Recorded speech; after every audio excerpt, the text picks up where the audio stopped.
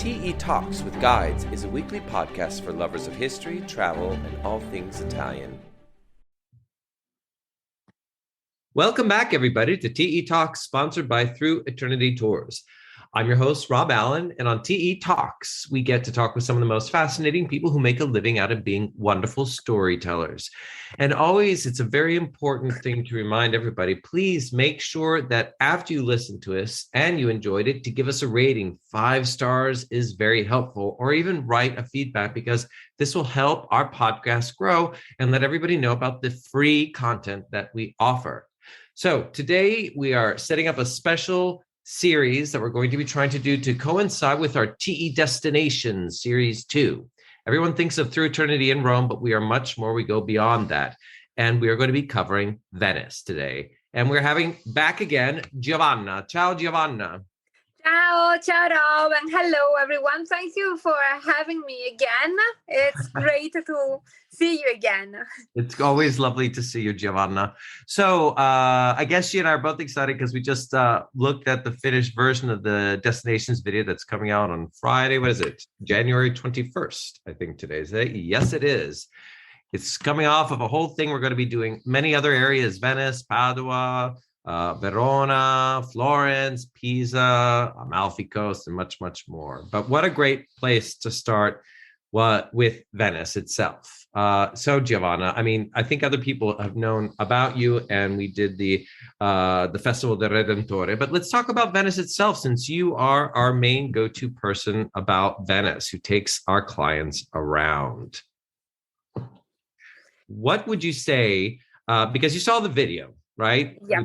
You like the video. I try to say that we start the video where I always learn that one should really see from the start of Venice was not from the train station in the back, but seeing it by boat. You come into St. Mark's Square. So let's go from there. What we're going to cover today is St. Mark's, the Basilica a little bit, because we've already done a bit of it already, the square, the Doge's Palace, and then the lovely place that you showed me and told me to take a look at was Palazzo Grimani. So go ahead. Tell me some things that you think people should know about with Venice itself. Well, first of all, what you did in the video is absolutely great, starting with a panoramic view of San Marco Square, because logically, that is exactly where the history of Venice starts from. Mm-hmm. As the people that were living originally in the mainland and then later on in the islands of the lagoon, when they decided to settle in the marshy lands of the will become Venice, they started off from San Marco Square, because there was it seems incredible to think of it today, but there was a deposit of salt, a sort mm-hmm. of a big storage space, we could say. Mm-hmm. And actually, that's important to keep in mind, because often people wonder why on earth did these guys decide to move in the middle of a pond, with the mosquitoes and the mud, and build artificial foundations. And one of the reasons, of course, is safety, to escape from the barbaric invasion. But the other was that in those areas they produced salt. As I think I go through this sort of process in my virtual tour.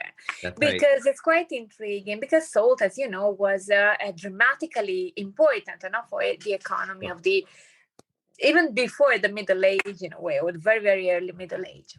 Long story short, when the, let's call them Venetian to simplify, but when they managed to win the battle against the Franks, which is in the 9th century after Christ, and they win just because the Doge, so this Duke of Venice, escapes from Lido, so the barrier island, in the heart of the lagoon. So in this sort of storage of salt, the storage space for salt, he somehow attracts the enemies in the shallow waters of the lagoon.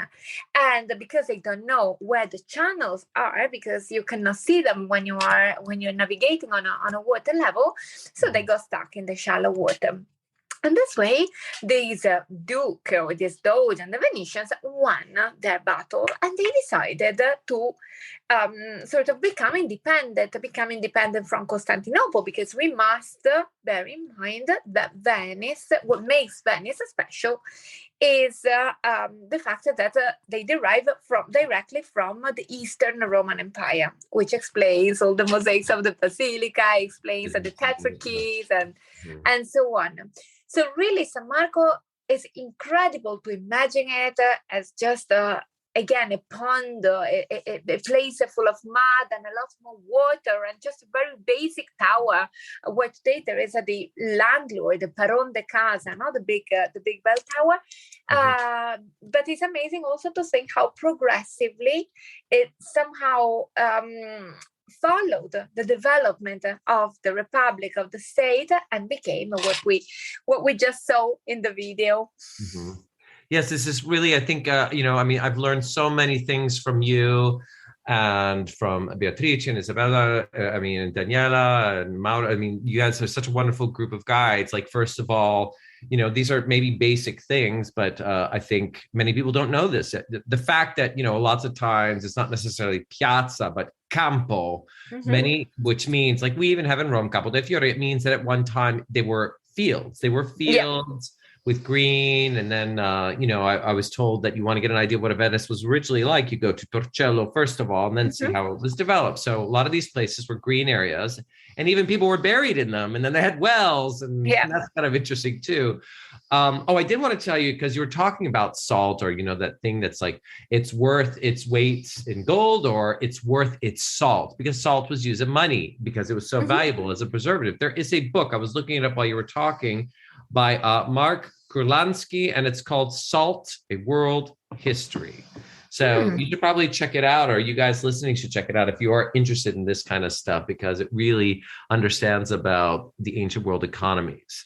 I have to say, it's so lovely when you go to Venice, and even the islands afterwards, but you don't even realize it. But I think a lot of Italy is like this too. It's like when you reminisce about it, since I am in London right now, I really did feel that the architecture, especially in St. Mark's, really shows you how Venice is unique. It is unique, and it's where it started, maybe because Venice controlled a lot of northern Italy, and we'll see that in Padua and Verona, that the architecture has been influenced. But I mean, it's just spectacular. It really does seem apart from the rest of the world, I think. I mean, what do you think about that? What do you think about the domes and the Venetian Well, I think that it's from an aesthetic point of view, it's absolutely unique, but not just because it's my hometown, perhaps,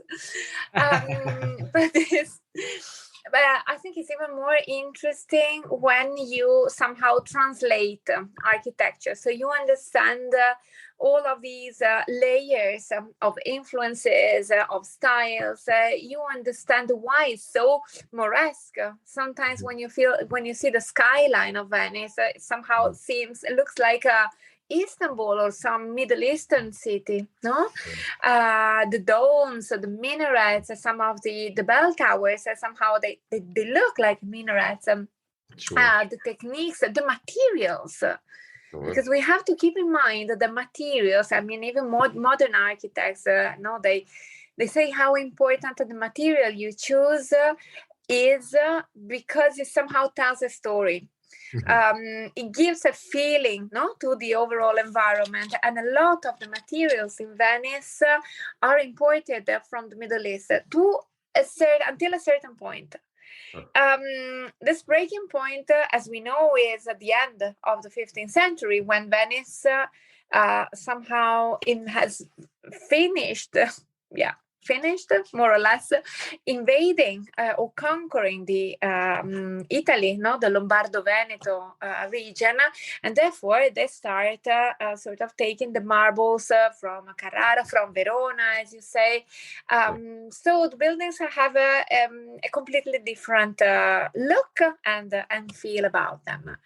And also this Gothic architecture that somehow mixes up with the Renaissance, which is always we call it a Venetian Renaissance with Yes. no sense of perspective at all. Like looks more like an Escher drawing, Yeah, no? an actual draw. Yes, exactly.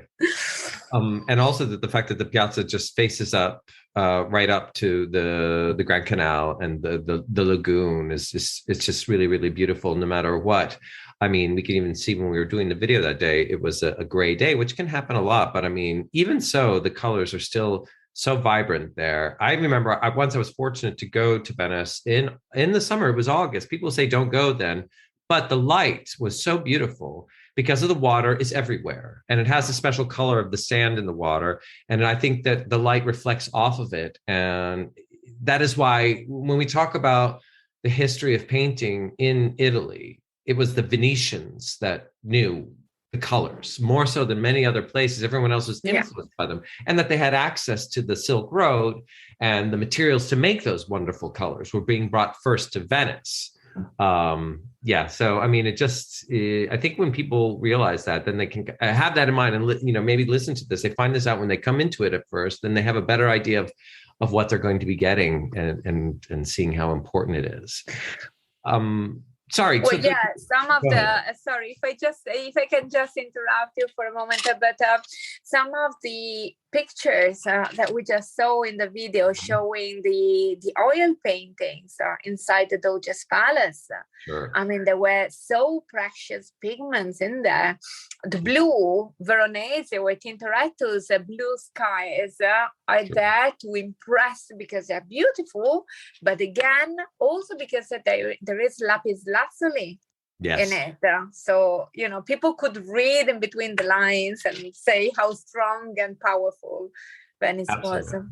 Yeah, exactly. I always say that people don't know necessarily, but always it's so important for things within a context for that time period. People did know exactly how to read between the lines. They would see this blue and they knew that it was the price of gold, or even maybe more expensive to be able to do that. So before we get to the Doge's Palace, which I think is beautiful and challenging and wonderful to see, the church, St. Mark's, which I've already spoken about at length with Beatrice, but I love it so much. Everyone gets to see the facade on the outside, maybe sometimes because Venice, everyone wants to see it. They're even talking about making a fee to go inside to visit the city now. But there may be lines, but it's worth it to see that church. Italy has some of the most beautiful churches in the world, but I feel like even above this, St. Mark's Basilica is one of my favorites. And looking at the video just kind of underlines that fact, because I was with Dylan. I was saying, film this, make a shot of this over here because of the ceiling, the ceiling with the mosaics. But not only that, the fact of the interior, the marble veneers, all the colored marble, the inlaid floors, everything has this ancient history to it, whereas some other churches may have been redone. Like in Rome, they're beautiful and wonderful, but a lot of times they've been redone. That still has this like initial incredible core that I don't think the church has ever had a major restructuring like other ancient edifices have. And it's stunning, and it's it's like how could I say this? I make a mention. I write a line about it. It's like this. There's this sense of, even though there was extreme wealth to produce it, there is this beautiful sense of spirituality, I think, when you go inside the church. Yeah, I think a lot of it has to do with the light. And as a matter of fact, now after, because the Basilica was severely damaged by the high tide in 2019. Yes. So in a way, for the church, COVID came like a blessing, in the sense that they had to close it down and restore it, because you have seen perhaps some of the floors, the columns, the marbles, there was water everywhere for 2, 3, 4 weeks. We had a terrible winter in 2019. And nevertheless, now with a very good restoration techniques, they are managing to bring it back to health, but without altering, like they have done in 1800. They were a bit more, let's say, aggressive, in the way they restored them. Sure. But now, I mean, they are doing a wonderful, wonderful job. A lot of the spirituality, I think, has to do also again with the light. And now that, yes, of course, there is the line and there is a ticket now to pay to visit the Basilica, whereas before COVID, it was free. But again, it's to pay for the restoration and all the works that they're doing to protect it from new high tides. But at least, first of all, you can make videos before it was forbidden. And second, thing, there are lights because otherwise on sort of gray days you wouldn't really see much. The idea is that the gold reflects the sunlight, but if there is no sun, there's nothing to reflect. But now there is a wonderful, I don't know if you can call it illumination, like artificial lighting, as well as obviously the daylight when you're lucky. So yes, and also in the way they have made the new mosaics, I mean, some of them have replaced the old ones, like in the facade, but you can still see some of the most important mosaics that have been kept there. And they have been dated back to the very, very first version of the church. Well, first version of that church. So anyway, 1,000 years ago. Wow. And one way or another, I think this sort of shows through. Plus, it's a church that is still, as you said, that now is a cathedral, whereas during the Republic it was not. The cathedral was far away from the political center because of the competition in between Venice and Rome. But now it's the cathedral, and there are very important masses that are held there, of course, Easter and Christmas and special Sunday mass, but also private liturgies, so baptism, weddings, and so on. So it's still very important for the spirituality of the Venetians, whether they're religious or whether they're not necessarily religious. In fact, that's why I kind of like to point out, I underline the word spiritual as opposed to like Christian, which yes, it is a Christian church, but I think anybody who kind of has a sense or connection to their own spirituality, whatever it means to whoever, it kind of touches people, I would imagine. I loved it so much too, because, and I think for people, I wanted to underline a couple of things, that if there is a line, it's worth it to wait in the line, or, if you're a guide like you, or even I was able to, you can climb, join us and we can get you through without skipping the line. But I think too, if you are on your own, it's wonderful if you're very curious, because Dylan and I were very curious, and you go upstairs and you get to walk right next to the mosaics. You can go up in the ceiling. You can go outside. You can look at the terrace outside and look at St. Mark's Square. It's just absolutely beautiful and so worthwhile. And a new thing that we're going to be doing this year, which a lot of people have not done, and I think you are a guide that does do this, is to visit St. Mark's at night. Now, I've heard that I have yet to do this. So I've heard, I can't wait for us to start promoting it and then be able to join it when I can have the time to get up there to see it at night. Tell me a little bit about showing people St. Mark's at night. It's special. Yes. It's one of the most engaging things that one can do. And even if you do it once a week, like us in the good days, every time is so magical. You have all the basilica for yourself or your group. Normally there are groups of 20 people, maybe 30, sometimes it depends on the organization, the period, and so on. But you start off obviously with an introduction outside, and again the square is special in the evening, because for some reason everybody tends to go in the morning. So afternoon and evening, the light is like, whether it's afternoon or early evening, is different and very, very charming. And it's almost empty, a lot emptier than in the morning. So no overcrowd, and a nice introduction for about a half an hour or so. And then they open the door just for you. Wow. and you enter and you have the narthex, which is like the entrance of the church. So I wouldn't know how to call it, a sort of hallway or something. Mm-hmm. Where the mosaics, in my opinion, are some of the best mosaics are there. Not just because they have just been restored, like the Dome of the Creation have been restored just 5 or 6 years ago, I believe. So the glass is very bright. The colors are very vivid. And again, normally you cannot stop there because you have to sort of keep going because you have people in the line and behind you. Yeah, they complain, blah blah blah. But in the evening, no rush. Mm-hmm. You can stop, you can admire them.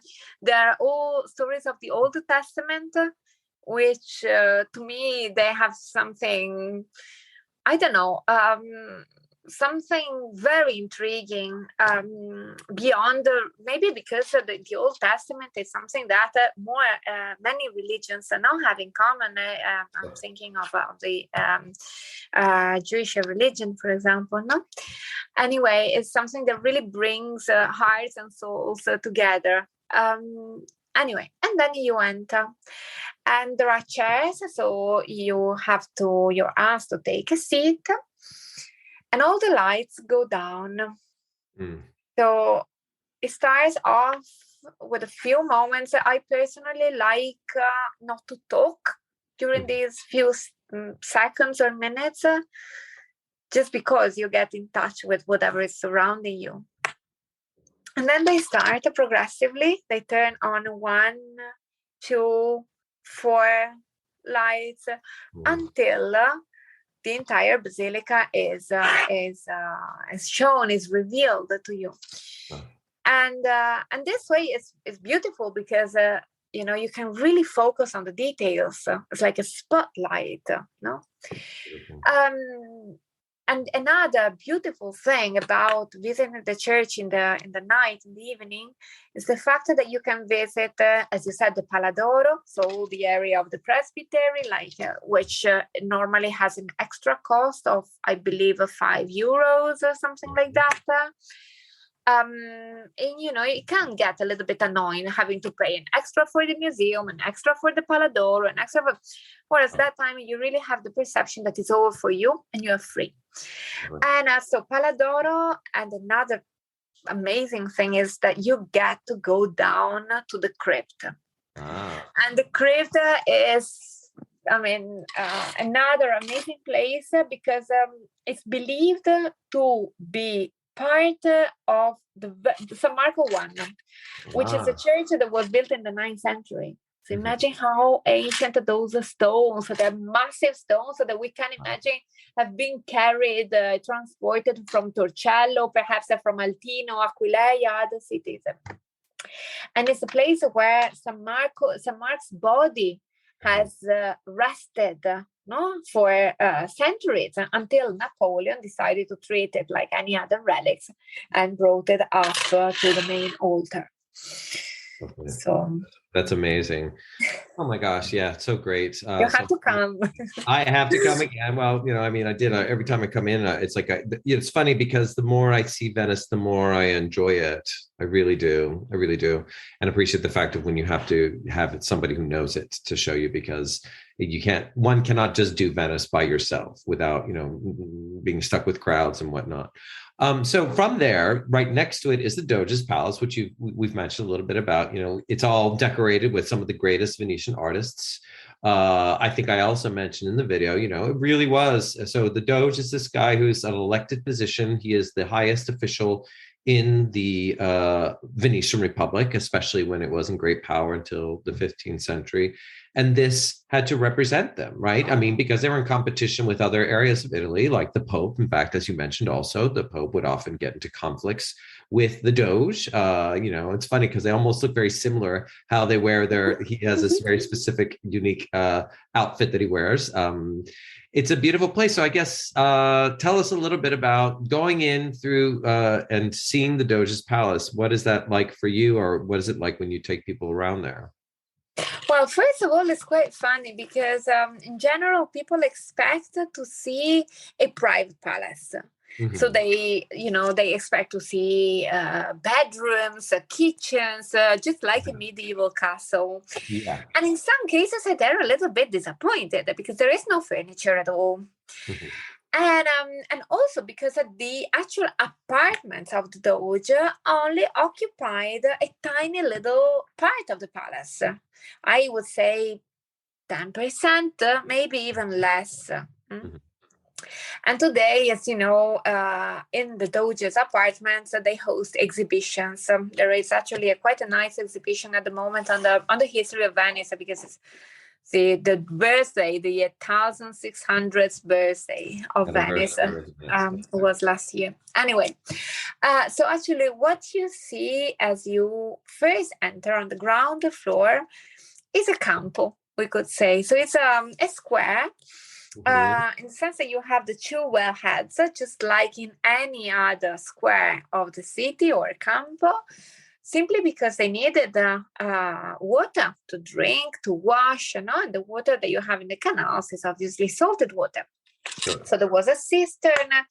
There are all of the rooms of the palace around, and the basilica, the northern wing of these of this.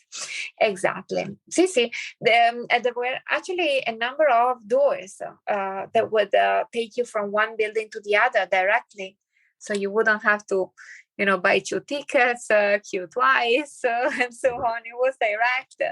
And sometimes when we're lucky in summer, they open from the basilica, they open one of these doors to let the air come through. And it's very interesting because from the Doge's palace, you can sort of peek into the church. But anyway, the square or the courtyard there is very spectacular. You have, all these different wings, each of which was built in a different time, starting from 1300. Wow. You have the giants, the staircase of giants, which we can see in the video, traces of important things that happened there. For example, the nasty Doge that was beheaded, Marin Faliero, the one that tried to become a king. And of course, this republic was allergic to the idea of a king. So they discovered, thanks to their spies and their secret services, they discovered the plan. And apparently, he was taken on top of the staircase where he had been crowned, and he had pronounced the oath, like the promissione. And apparently, he felt so bad, because he suddenly realized what he was about to do. He was about to kill all of the other noblemen of the Republic to become the only king and the only lord. And so he needed to get it out of his system, and he confessed. And as they had the confession, they chopped his head off. Sure. Precisely. And you can see traces of it happening on the ground floor. But really? I'm not gonna tell you where these traces are, because it's a secret.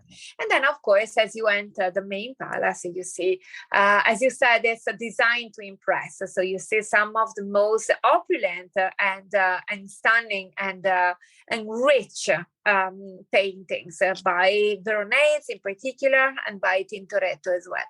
Unfortunately, there was Titian, there was Bellini, there was Carpaccio, there were many others, other painters that worked in between 13 and 1500. But two massive fires have destroyed the palace in between 1574 and 1577. And so a lot of the early work got destroyed. Devastating. Yeah. Well, and from there we go around and we take a look to try to touch on the streets, the special streets, and little areas to find that are. I mean, Venice is just hidden with these treasures of little courtyards and places to eat. I'm sure you probably have a lot of these places yourself. You have ideas where you take people and show them to have a good lunch or whatnot. Indeed, indeed, depending on, how long they want to sit there and have lunch, whether they want just some cicchetti, the little, we call them tapas in a way, no, actually, even the name chico means like a little, like the Spanish, or there are nice restaurants according to the season, but there are quite a few interesting and not over touristy places where to have a nice break. That is key. I remember specifically because I know this, you speak to the natives and they know where to go. We all met up because thanks to you guys, you recommended this wonderful place, that pizzeria, where I had like a buffalo mozzarella, just the ball of it on top of a red pizza. It was so good. It was so good. That was such a nice thing. And I remember that we did even do a podcast with Isabella talking about the cicchetti foods, all the lovely foods. And of course, you see in the video, I'm drinking plenty, and everyone else is drinking plenty of Aperol spritzes because Venice created these wonderful drinks. And we do get to go up. So we're not going to tell people, because I learned about it from you guys, where to get that spectacular view in that lovely department store. But we won't say where it is. You can try to figure it out from the video near the Rialto Bridge, but you have to reserve. And you only have like 5 or 10 minutes up there, I think, up on top of that space. But it is for free to go and see. But another special thing, just to kind of wrap this up, was Palazzo Grimani, that you said, wow, go check this out. And wow, what a thing it was. Tell us a little bit about this place, and when did it just open up, or when was it open?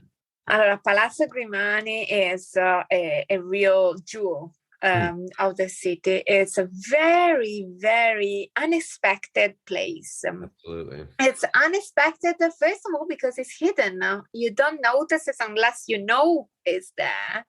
But it's also unexpected because as you enter, you feel like you are no longer in Venice.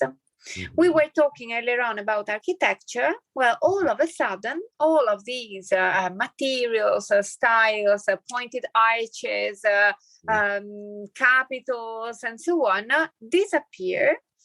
And they are replaced by a completely Roman style. Roman style because the Grimani family was very, very strongly linked to Rome. They had possessions in Rome. They had a vineyard, which was not like a big field, and a villa, no, in the very center of the city, and obviously also because they were linked to the powerful men, no, in Rome. And this was particularly relevant in hard times, like the War of Cambrai, during which Rome was fighting against Venice. And so it was very tricky for someone that had, I don't know how you say, un piede su due staffe, a foot on a side and the other foot on the other side, like the Grimanis. But they were very smart, very clever. And so they managed to use very well their position, and therefore sort of gain or contribute to gaining the peace for the Republic. Sure. And the forgiveness from Pope Jules II, and so on. So after this, the family became more and more important and popular in Venice as well. And so they have expanded this power, because obviously they not just had the economical possibility to do it, but also they needed to show, to remark their increasing power through architecture. So at the end of the 16th century, they expand the palace. There was a Palazzo da Stasio, so you had the typical structure of a palace of merchants, adding 2 wings and making it into a palace with an inner courtyard that basically somehow reflects more some mainland architecture. But most importantly, in the part that they add on, bear in mind that Domenico was a cardinal, they were all very linked not to the clergy. so they enlarged, they expanded the palace, but they also designed special areas, special rooms, where to host some incredible statues, which you have seen, you have showed in the video. And these statues come directly from their fields, from their vineyard in Rome. Mm-hmm. And you have to imagine how important this was for the Venetian artists, not just for the people, but for the artists, because the Palazzo Grimani suddenly became a sort of Louvre of Venice, where the painters, inspired, influenced by Michelangelo, but they had some of them, like Tintoretto, had never met Michelangelo. Maybe he met Giulio Romano, but he had never really traveled outside Venice. So they could go to the Grimani Palace, observe these beautiful statues, and copy them. And you know how important this was, because they could walk a three-dimensional, like a 360 degrees around the statues and draw, and the way of creating becomes more three-dimensional. If you see what I mean, that the Venetian art, influenced by the Byzantine art, had always been very flat. Yes. And again, no stones and no statues for a long time. It meant that their way of imagining, figures was very 2D, and all of a sudden it changes. And a lot of it, yes, it was thanks to Domenico and Giovanni and the Antonio and the entire Grimani family. And it was just restored, and so it was just reopened to the public recently, correct? Yes and no. They opened it, and then they closed it, and then they open it. Now, because the Grimanis, Domenico Grimani donated his collection to the city of Venice. And so for many years, it was all of the statues were part of the archaeological museum, which is very interesting, but it's a museum, so things are outside their context. And as you said, a couple of years ago, I think it was just before COVID, they did a temporary exhibition for which they asked to borrow these statues, that actually belong there, and they haven't moved after since then. So hopefully they will say that. But is it open now or is it closed now? It's no. Now it's open. Now it should all be permanent. They struggle a lot to get it working, but now that they have the statues, they have, as you showed in the video, some contemporary art exhibitions, and other things. Then of course it's going. It's working. That's great. I'm so glad that you showed it to me. It was so funny because I don't know if I'm sure you are familiar with her, kind of like the Kim Kardashian of Italy. The number one social media Instagram person is Chiara Ferragni. Of course. And so she did, because my partner, of course, is a follower of Chiara Ferragni. Sì, certo. We all are. And so she went there. There was a photograph of her in that room. In the Tribuna, Academy, of course. So it was beautiful. So I was like, yes, we went there before her. So thanks. We want to see Rob in the center of the Tribuna. Exactly. With I have like an eagle taking me out. And I'll be the cupbearer of the gods, like enemies. That would be nice. Anyway, well, Giovanna, I know that you have a lot that you're dealing with, because before, when we had a previous podcast, you were pregnant and now you've given birth. And so your baby is nap time. So he could be waking up at any moment, I think. Oh, you know what? He's awake. He's with the older girl. It's with Camilla. Can you believe it? Camilla has become a wonderful babysitter. Of course, she wants to be somehow, she wants her favors to be recognized somehow, but she's doing very well.